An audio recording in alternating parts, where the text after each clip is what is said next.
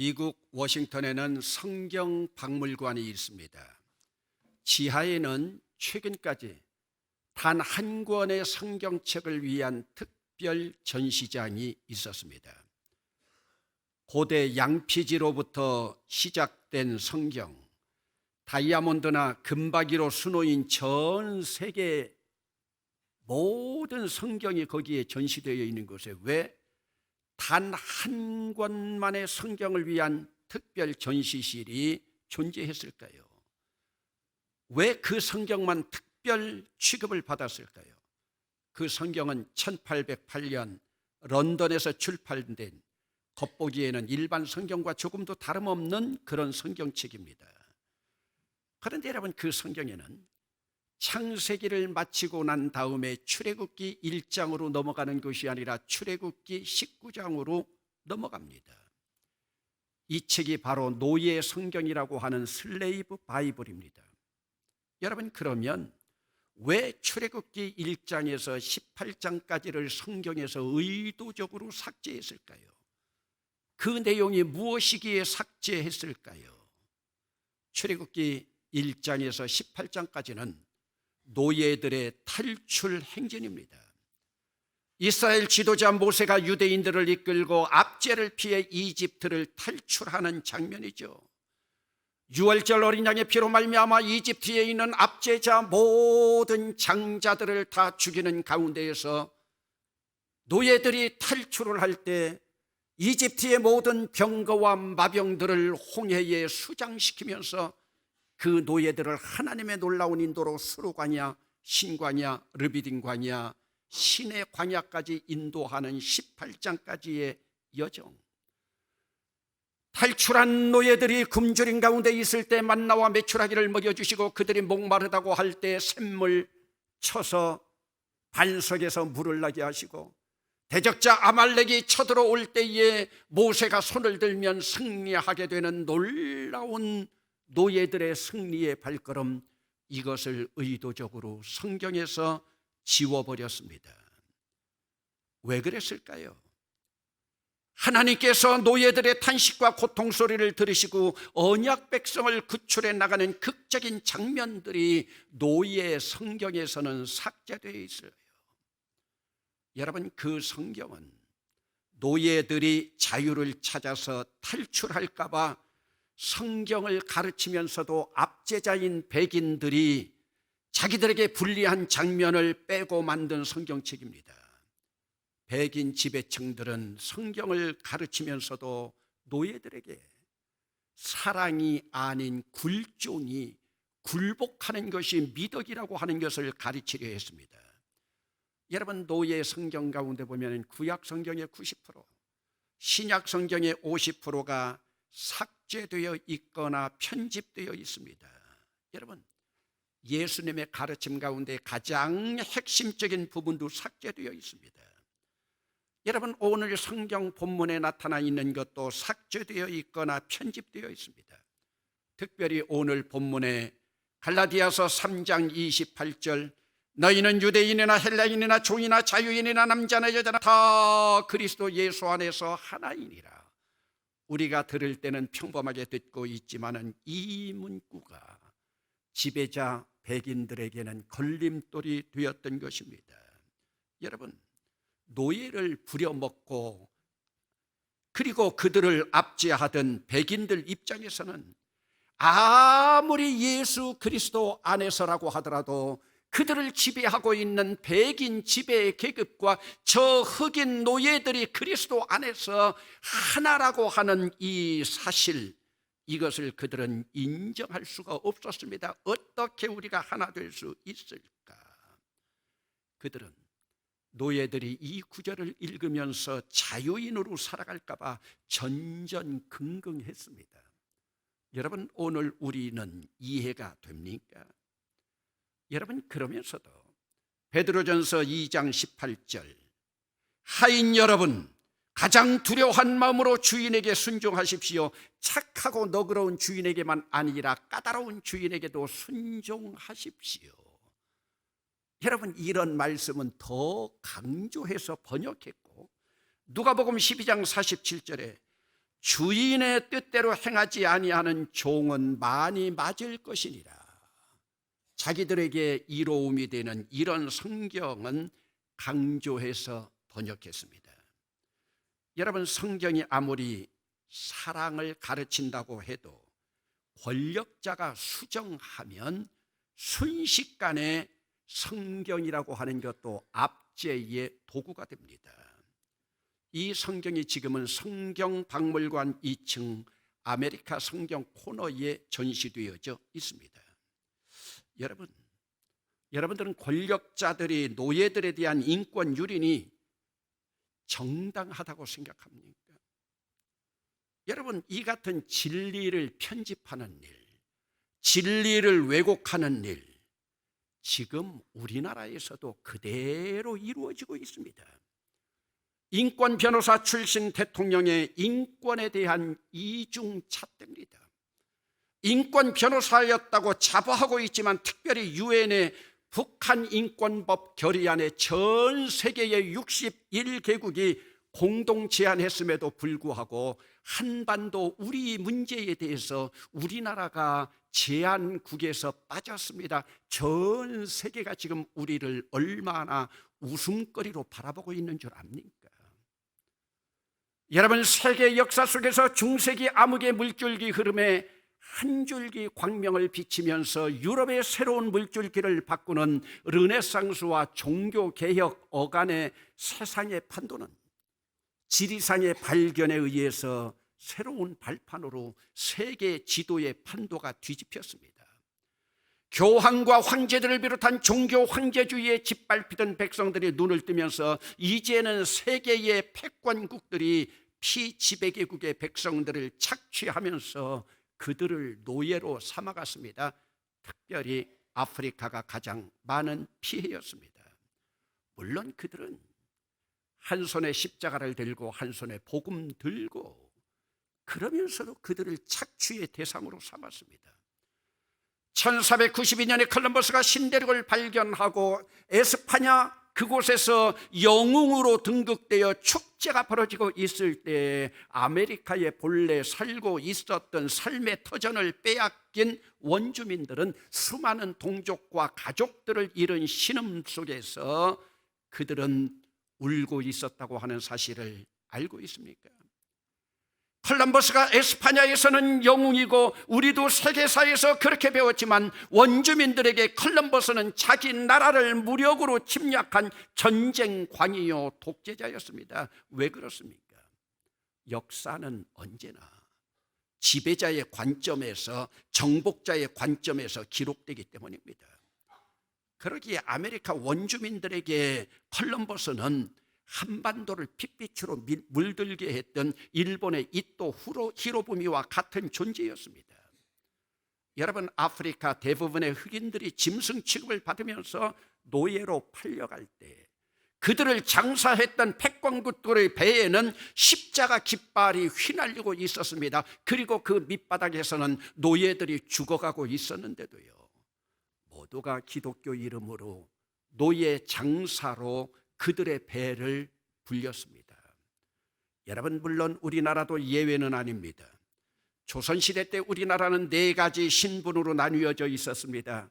양반, 중인, 상인, 천인이었습니다. 특별히 천인에 속했던 백정들은 인도의 불가촉 천민과 다를 바가 없이 그들에게는 호적은 물론 이름까지도 없었습니다. 이들 천인들도 7가지로 분류가 되었는데 그들은 기생, 광대, 무당, 포졸, 갑바치, 고리장, 백정으로 나뉘어졌습니다. 여러분, 우리나라에 기독교가 처음 들어왔을 때 기독교는 바로 천한 사람들인 이들을 위한 종교였고 이들은 복음으로 처음으로 자유를 누린 자들이었습니다. 양반집에서 인권 지배를 당하던 여인들, 기생들, 백정들이 복음으로 새로운 눈을 뜨게 되었습니다. 선교사들이 이화학당을 처음으로 세웠을 때 첫 번 등록한 학생이 기생이지 않습니까? 여러분, 지금 우리 교단인 안국동 윤보선로에 있는 안동교회는 선교사들의 도움을 받지 않고 북촌에 있는 양반들이 세운 전형적인 교회입니다. 민족운동가를 많이 배출한 연동교회는 미국의 게일 선교사가 세운 교회인데 담임 목사인 게일 선교사가 백정 3명을 장로로 뽑은 데 불만을 느끼고 양반 출신들이 나가서 1910년 세운 교회가 우리 교단의 묘동교회입니다. 여러분, 우리나라 초대 교회사 가운데서도 보면 양반 교회와 상놈 교회의 그 갈등의 골이 상당히 깊었습니다. 여러분, 선교사로 우리나라에 왔던 사무엘 무어 목사, 우리말로는 모삼률 선교사입니다. 그는 이런 사정을 알고 선교 초기부터 백정들만을 전도하는 백정전도의 개척자가 되었습니다. 그는 스스로 백정들이 살고 있는 민가에서 살면서 그들과 함께 쌀밥과 김치를 먹으면서 백정들만을 위해서 교회를 세웠습니다. 그 교회가 지금 인사동에 있는 승동교회입니다. 지금 대구에도 같은 명칭이 있지만 서울 마포구에 있는 동막교회는 독짓는 천민들이 다니던 교회라서 동막교회로 발음이 변형되어 지금은 동막이 되었습니다. 그래도 양반 장로들은 사무엘 무어 목사에게 그래도 목사님, 우리의 체면이 있는데, 양반 체면이 있는데 그래도 우리 교회 백정들만은 교회 뒷좌석에서 예배하면 되지 않겠습니까? 우리 체면 좀 살려주십시오. 이때 그 목사님은 화를 버럭 내면서 펄펄 뛰면서 반대했다고 합니다. 여러분, 예수님이라면 어찌하셨을까요? 여러분, 기독교 황제주의가 버려놓았던 이런 인간에 대한 탄압, 억압, 압제에 대해서 우리 주님은 우리가 어떻게 나가기를 원하시겠습니까? 우리 주님은 사도 바울을 통해서 복음의 기본, 십자가의 본질로 돌아가기를 원하십니다. 그러면 여러분, 복음의 본질, 십자가의 기본이 무엇입니까? 그것은 바로 자유와 해방입니다. 여러분, 우리 성경 가운데 기독교 교리를 가장 잘 정리한 책이 로마서와 갈라디아서인데, 오늘 성경 본문이 속해 있는 이 갈라디아서, 이 주제가 무엇입니까? 갈라디아서의 주제는 그리스도 안에서의 자유입니다. 여러분, 갈라디아서 5장 1절 가운데 보면은 그리스도께서 우리를 자유롭게 하시려고 자유를 주셨으니 그러므로 굳건하게 서서 다시는 종의 멍에를 매지 말라. 따라 합시다. 종의 멍에를 매지 말라. 여러분, 오늘 우리 주님은요, 우리에게 자유 주시기를 원합니다. 예수 믿는 것은 자유로운 겁니다. 오늘 여러분들이 예수 믿고 있는데 짐이 너무 무겁고 자유롭지 않다, 예수 잘 믿는 것 아닙니다. 그런 예수 믿지 마세요. 예수 믿는 사람들은 율법으로부터도 자유롭고 죄로부터도 자유롭고 심지어는 죽음으로부터도 자유롭습니다. 예수 그리스도의 십자가는 인간 실존의 문제인 죄와 사망의 문제, 죽음의 문제까지 해결하셨습니다. 여러분, 세상의 모든 종교가 죄 문제를 해결하기 위해서 얼마나 노력했지만 해결하지 못했습니다. 세상의 모든 종교는 기껏해야 착한 일 하고 선행을 좀 해서 네 죄값을 줄이라고 하는 정도일 뿐입니다. 그러나 우리 주님은 죄 문제, 죽음 문제 한 번에, 단번에 영원히 해결하셨습니다. 여러분, 로마서 8장 1절로 2절입니다. 그러므로 이제 그리스도 예수 안에 있는 자에게는 결코 정죄함이 없나니 이는 그리스도 예수 안에 있는 생명의 성령의 법이 죄와 사망의 법에서 너를 해방하였습니다. 여러분, 성령의 생명의 법이 죄와 사망의 법에서 우리를 해방했습니다. 그러기에 오늘도 예수 그리스도 안에 있는 자들은 예수님의 십자가의 보혈로 죄가 사해졌고 성령의 법으로 말미암아 사망의 법에서 해방되었습니다. 여러분, 이 믿음이 있습니까? 기독교의 가장 본질적인 문제가 바로 죄와 사망에서의 해방입니다. 여러분, 비록 우리 육체가 때로는 노예 생활을 하고 있다고 해도, 일제강점기에 그런 시대를 겪었어도 우리 안에 있는, 양심 안에 있는 죄와 사망의 문제까지 압제당할 수는 없습니다. 그래서 죄의 문제를 해결받은 우리는 사망에서도 해방을 받은 줄로 믿습니다. 여러분, 오늘 우리는 그리스도 안에 있는 자들, 이 땅에서 눈 감는 순간 영원한 주님 나라에서 눈 뜨는 줄로 믿습니다. 그렇다면 오늘 우리에게 영원히 죽음은 없습니다. 여러분, 저는 지난 주간에 충남 당진에서 목회하던 우리 교단의 인권운동가였던 이명남 목사님의 장례식에 참석하고 참으로 안타깝고 답답함을 느꼈습니다. 여러분, 장례식의 모든 예식이 너무 가라앉고 엄숙하게 있어서요, 거기 참석했던 제 속이요 터지는 줄 알았어요. 여러분, 장례를 집례하는 노회장을 비롯해서 3명의 추모사, 조사, 조가까지 맡은 모든 순서자들이 침울한 슬픔 속에서 진행되는 모습을 보고 얼마나 답답했는지요. 여러분, 80세까지 목회하면서 인권과 민주화를 위해서 일생을 바친 목사의 장례식에서 천국에서 예수 그리스도의 어린 양 혼인잔치에 대한 소망을 외치는 자가 한 사람도 없었습니다. 여러분, 죄와 사망에서 해방된 자들은요, 천국의 소망을 가지고 이 땅에서 즐겁고 행복하게 살아갈 뿐만 아니라 죽음까지도 어린 양 예수 그리스도의 혼인잔치 신부들이 되어야 할 줄로 믿습니다. 우리나라 최초의 여성 인권 운동가였던, 그러면서 아시아의 노벨상이라고 하는 박사의 상을 수여받은 이화여자대학교 초대 총장이었던 김환란 박사, 마지막 유언에서 내가 죽거들랑 장송곡 부르지 말고 나팔 불면서 행진하고 장례식 대신에 축하 음악회를 열어달라고 유언 부탁하고 제자인 김옥길에게 총장직을 넘겨주지 않았습니까? 여러분, 앞으로 여러분 가운데서도 내 장례식을 죽음을 이기신 부활의 주님을 따라 축제나 천국 잔치로 진행하기를 원하지 않으면 교회장으로 요청하지 말고 담임 목사 집례해달라고 부탁도 하지 마세요. 기독교에서 죽음은 축제고 잔치인 줄로 믿습니다. 여러분, 그러면 죄의 문제와 죽음의 문제까지 해결받아 해방된 우리는 어떻게 살아가야 하겠습니까? 여러분, 5장 13절 말씀을 주목해 보시기 바랍니다. 형제들아, 너희가 자유를 위하여 부르심을 입었으나 그러나 자유로 육체의 기회를 삼지 말고 오직 사랑으로 서로 종노릇하라. 따라합시다. 서로 종노릇하라. 다시 한번 따라합시다. 서로 종노릇하라. 여러분, 그러면 그리스도 안에서 이 자유는 어떻게 얻어집니까? 이 자유는 예수 그리스도의 사역과 복음의 부름에 의해서 얻어진 자유입니다. 여러분, 예수 그리스도의 사역에 의해서 얻어진 자유이기에 이 자유는 내 마음대로 사용할 수 있는 자유가 아니라 부르심에 따른 사명으로 감당해야 됩니다.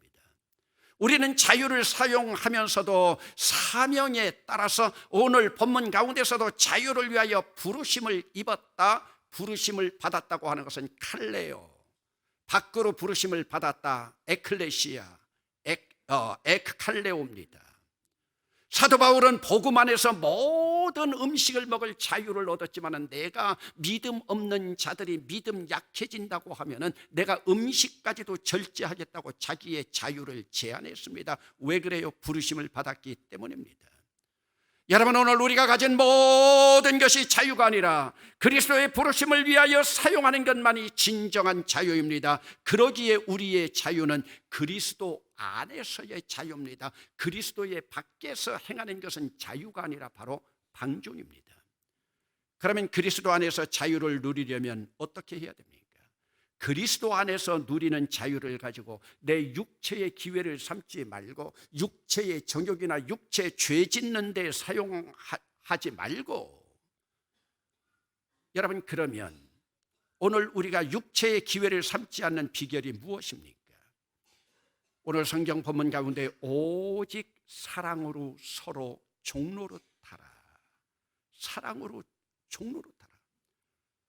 그러면 여기서 우리는 서로 종로릇 하라는 말씀과 5장 1절에 종의 멍에를 매지 말라고 하는 말씀이 충돌되는 것이 아닌가?